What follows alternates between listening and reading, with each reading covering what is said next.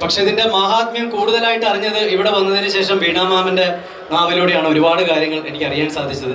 പള്ളിയോടം എന്ന് പറഞ്ഞാൽ ഭഗവാന്റെ ഓടമാണ് എന്നുള്ള അറിവ് വരെ എനിക്ക് കിട്ടിയത് മാഡത്തിൽ നിന്നാണ്. Thank you so much. കാരണം ആ ഭഗവാന്റെ സമർപ്പണത്തിന് നമ്മളെല്ലാവരും സാക്ഷിയാകുക എന്ന് പറയുന്നത് അത് വലിയൊരു ഭാഗ്യം തന്നെയാണ്. കാരണം ഇവിടെ വന്നു കഴിഞ്ഞപ്പോഴത്തേക്കും ഞാനും ആലോചിച്ചത്, എൻ്റെ ചെറുപ്പകാലത്ത് ഞാനിതുപോലെ വള്ളംകളി കാണാൻ പോയതാണ്, ചമ്പക്കരയിലാണ്. അപ്പോൾ അവിടെ ഹെലികോപ്റ്ററൊക്കെ വന്നിറങ്ങുക, അതിൽ നിന്ന് ഒരാൾ ഹെലികോപ്റ്റർ വരിക, അതിൽ നിന്ന് ഒരാൾ ഇറങ്ങുക, കുറച്ച് നേരം പുള്ളിയുടെ എന്താ പറയുക കലാപരിപാടി കഴിഞ്ഞിട്ട് പുള്ളി കയറി പോവുക.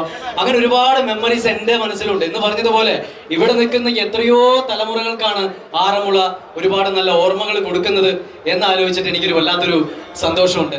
ഈ ആറന്മുള വള്ളംകളിയും ആറന്മുള കണ്ണാടിയും എന്ന് പറയുന്നത് ലോകത്ത് എവിടെയൊക്കെ മലയാളികളുണ്ടോ അവർക്ക് എല്ലാവർക്കും അറിയാം.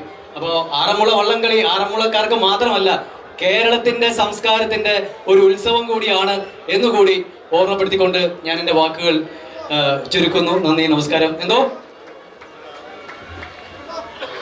ആയിക്കോട്ടെ. അപ്പൊ എല്ലാവർക്കും നല്ല ഓർമ്മകൾ, നല്ല ഓണം എല്ലാം ആശംസിക്കുന്നു. Thank you.